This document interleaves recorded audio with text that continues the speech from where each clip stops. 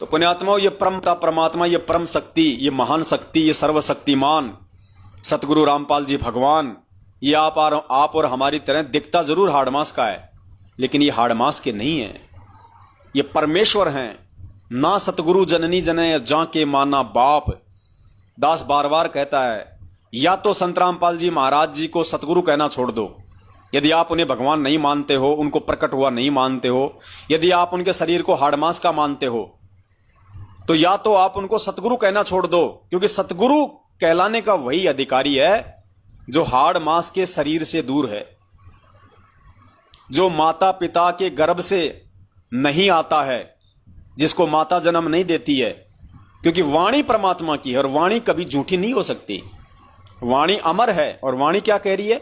सतगुरु के विषय में क्या परिभाषित कर रही है? सतगुरु की परिभाषा बता रही है वाणी कि ना सतगुरु जननी जने, कि जो सतगुरु होगा वो मां से गर्भ से जन्म लेके नहीं आएगा, उसको माता जन्म नहीं देगी। ना सतगुरु जननी जने जाके माना बाप, और पिंड ब्रह्मंड से रहित है, ये हाड़मास के शरीर से दूर है परमात्मा। ना जहां तीनों ताप, उस लोक में रहता है जहां पे तीनों ताप नहीं है। तो या तो संत रामपाल जी महाराज जी को जितने भी भगत हैं वर्तमान में, या तो उनको सतगुरु कहना छोड़ दो, उनको बंदी छोड़ कहना छोड़ दो।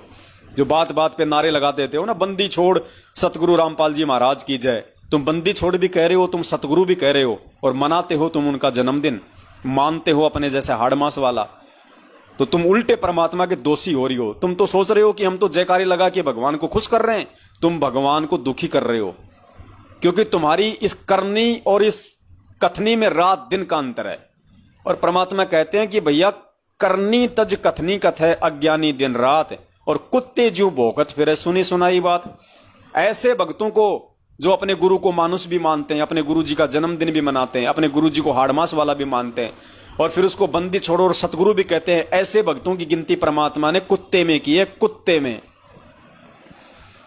तो भाई हम सत्सेवक तो इस कुत्ते शब्द से दूर हो चुके हैं मालिक की दया से। हम तो हमारे परमेश्वर को परमेश्वर ही मान रहे हैं, परमेश्वर को हाड़मास का नहीं मानते।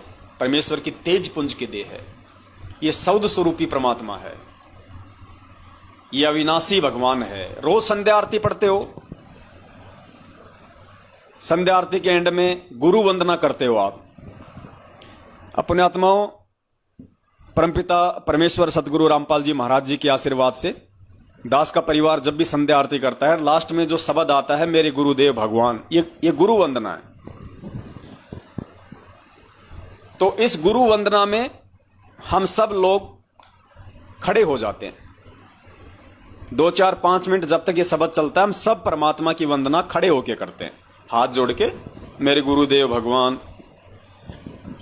मालिक की जो वाणी है, दियो काट काल की फांसी, पूरा परिवार परमात्मा की वंदना खड़े होके करता है, क्योंकि ये गुरु वंदना है। दास ऐसे जयपुर में चला गया था। अब बहुत सारे भाइयों को नहीं पता इन सब बातों का, तो उसके घर पे आरती करने लग गए। आरती के बाद जैसे शब्द आया तो मैं और कजोड़ भगत जी दोनों खड़े थे। हम दोनों तुरंत खड़े हो गए और परमात्मा की वंदना की। वो भाई नीचे बैठा रहा, वो नीचे बैठा रहा, और हम दोनों भाई खड़े होकर परमात्मा का पूरा भजन गाया। उसके बाद में मालिक को दंडोत किया, नीचे बैठ गए। तो उसके बाद उसने कहा कि भाई आप लोग खड़े क्यों हुए? गुरुजी ने कब आदेश दिया? इनके पास तो एक डंडा है कि गुरुजी ने कब आदेश दिया। अरे तुम्हें हर चीज के लिए गुरुजी आदेश देंगे? तो दिन में 3 बार लेटरिन जाता है, तुझे गुरुजी आदेश देते हैं क्या? तो दिन में 3 बार चाय बना के पीता है, गुरुजी से आदेश लेता है क्या? कुछ कॉमन सेंस भी होती है इंसान के पास में। भाई वो गुरु वंदना है, और गुरु वंदना करते समय तुम नीचे बैठे हो, काहे कि तुम गुरु वंदना कर रहे हो? अरे पहले हम इन देवी देवताओं की आरती करते थे, ओम जय जगदीश हरे, स्वामी जय जगदीश हरे, जय गणेश देवा, माता थारी पार्वती, पिता महादेवा, खड़े होके करते थे या बैठे बैठे करते थे? तो जब उन पत्थरों के सामने हम खड़े होके और गुरु वंदना करते थे, तो आज तो जिंदा कबीर है, आज क्यों नहीं करेंगे? फिर दास ने उसको कहा कि भाई मुझे एक बात बता, जब तू राष्ट्रगान गाता है, जन गण मन अधिनायक जय है, बैठा बैठा करता है या खड़ा होके करता है? बोला खड़ा होके करता हूं। क्यों करता खड़ा होके? क्यों करता है? बोले उसको सम्मान देने के लिए। तो वो राष्ट्रगान तेरे गुरु से बड़ा है क्या, जो तू जन गण मन करते समय तो खड़ा हो जाता उसके सम्मान में? और तेरा गुरु जो तेरे दरबार में विराजमान है, जो पल पल तुझे देख रहा है, उस गुरु की वंदना तू बैठा बैठा कर रहा है, तो काहे का भगत है नालायक? ठीक है, नहीं ज्ञान था जब तक हम भी बैठे बैठे कर रहे थे, लेकिन जब परमात्मा सद्बुद्धि दे दे, किसी एक दूसरे भगत भाई बहन के माध्यम से जब हमें सच्चाई का मालूम पड़ जाए, तो उसके बाद भी क्या बैठे बैठे गुरु वंदना करेगा? सारी आरती में थोड़े तुझे कोई खड़ा होने के लिए बोल रहा है। सारी आरती बैठ के करो, लास्ट का शब्द है मालिक का, मेरे गुरुदेव भगवान दियो काट काल की फांसी, और वो भी बैठे बैठे मांग रहे हो कि मेरी फांसी काट दो। पुण्यात्माओं, जो भगत भाई बहन अभी तक, क्योंकि ये कॉमन सेंस की बातें हैं, ये कोई आदेश नहीं है, और ना गुरु जी आपको आदेश देंगे इस तरह के, ये आपके खुद की सोच की बातें हैं इतना ज्ञान सुनने के बाद। तो लास्ट में संध्या आरती में जो शब्द आता है, मेरे गुरुदेव भगवान दियो काट काल की फांसी, दास का पूरा परिवार, कजोड़ जी का पूरा परिवार, जितने भी भगत भाई बहन हमारे संपर्क में है, दास ने पहले भी एक बार जिक्र किया था, सब हम खड़े होकर गुरु जी की वंदना करते हैं। और दूसरा, हम जो सुबह का नित्य नियम करते हैं, नित्य नियम के लास्ट में जो शब्द आता है, गैबी ख्याल विशाल सतगुरु अचल दिगंबर थीर है, उस शब्द में भी हमने खड़ा होना है। वो भी परमेश्वर की वंदना है, गुरु वंदना है, उसमें भी हमने खड़ा होना है, गैबी ख्याल विशाल सतगुरु में।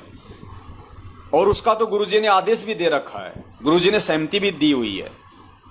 आपने शायद एक बहन का इंटरव्यू सुना होगा, महाराष्ट्र के लोग थे, और गुरुदेव ने ही अपने सत्संग में उस बात का जिक्र किया था कि महाराष्ट्र के कोल्हापुर से कुछ भगत भाई बहन आए हुए थे, और उन्होंने कहा कि जी हम आपकी सुबह का ये नित्य नियम हम वो कर रहे थे, और जब नित्य नियम के समय जब लास्ट में जो शब्द आता है, गैबी ख्याल विशाल सतगुरु, उस समय पूरा परिवार खड़ा होके आपकी वंदना करता है। गुरुदेव बता रहे हैं अपने मुख कमल से, वो नहीं बता रहे थे, गुरुदेव सत्संग में बता रहे थे कि उन्होंने कहा कि जब सुबह का नित्य नियम में जब लास्ट का शब्द आता है, गैबी ख्याल विशाल सतगुरु, तो हम खड़े होके आपकी वंदना करते हैं। और जी प्रतिदिन की तरह जैसे ही वो शब्द आया, हम खड़े हो गए। अचानक से हमारा जो सीडी था वो खराब हो गया, पता नहीं क्या हुआ, और एक जगह वो अटक गया, और जो कबीर जी की जो फोटो थी दाढ़ी मूंछ वाली, वो आपके चेहरे पे आके लग गई। यानी नीचे तो आपका शरीर ऐसे की ऐसे, और आपके चेहरे पे वो दाढ़ी मूंछ वाली फोटो आके लग गई। तो पुण्यात्माओं, गुरुदेव ने अपने मुख कमल से कहा कि जब वो शब्द आता था तो वो आत्माएं उसको खड़ा होके गाती हैं। अगर वो नहीं खड़ा होके गाने की है तो गुरुदेव जी उसको मना कर देते कि बच्चों आपने खड़ा होके नहीं गाना, वो शब्द बैठे बैठे गाना है। लेकिन गुरुदेव ने नहीं कहा, और उनकी बात को गुरुदेव ने सहमति दी, अपनी सहमति गुरुदेव ने प्रकट कर दी। तो उस आधार से, गुरुदेव के उस सत्संग रूपी सहमति के आधार से पूरा परिवार गैबी ख्याल के समय खड़ा होता है मालिक की वंदना में। चमत्कार दिखाते हैं, परमात्मा का सुनाते हैं। अभी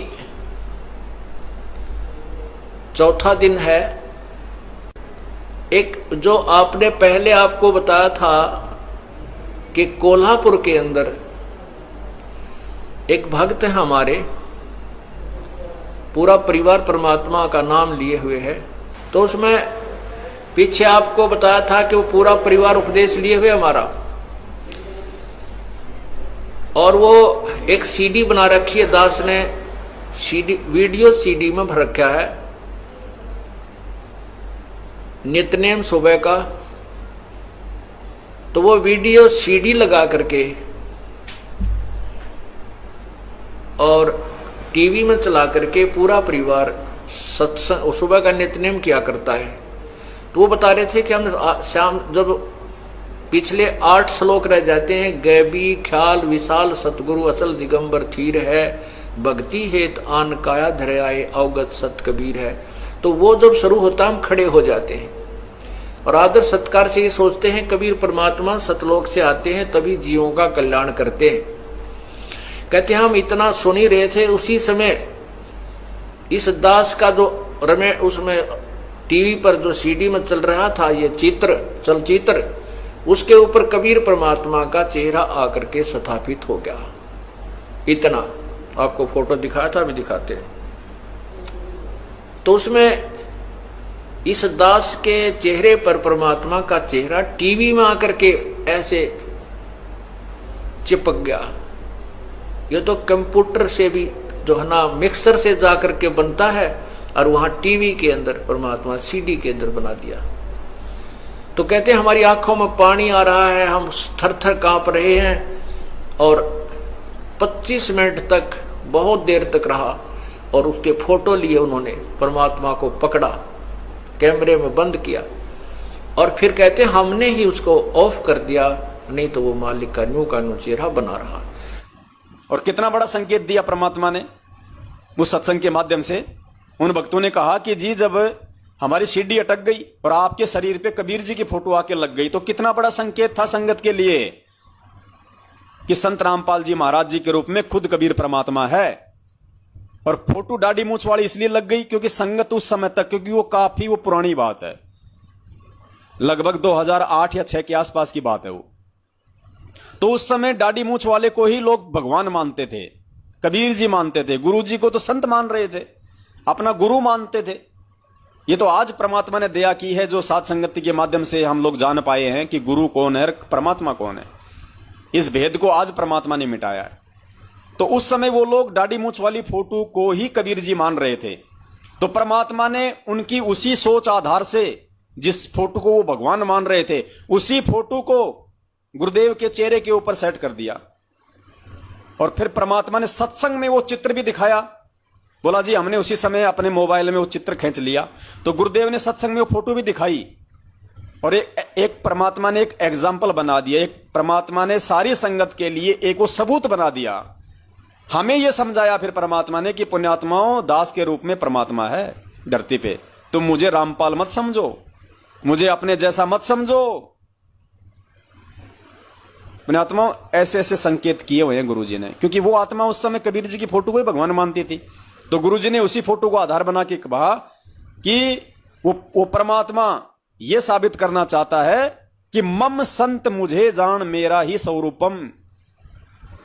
अपने आप को छुपाते हुए गुरुजी ने कहा कि कबीर परमात्मा का यदि कोई संत है, उसको भी कबीर परमात्मा ही समझना चाहिए।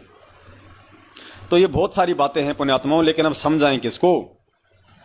अब सत्सेवक भाई बहन तो समझ चुके हैं, उनको तो कोई दिक्कत है नहीं किसी प्रकार की, उन पे तो दया है बंदी छोड़ की। उनको तो एडी से लेकर चोटी तक उनके तो शरीर की नस नस में समा गया है कि हमारे गुरुदेव ही परमेश्वर हैं, गुरु ही भगवान है।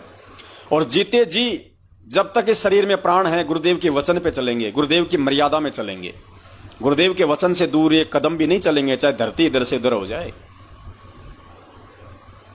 लेकिन समस्या उन भाई बहनों के सामने आ रही है जो आज भी काल प्रेरित हैं और मैनेजमेंट के पीछे अंधे होके चल रहे हैं, वो विचार नहीं करते।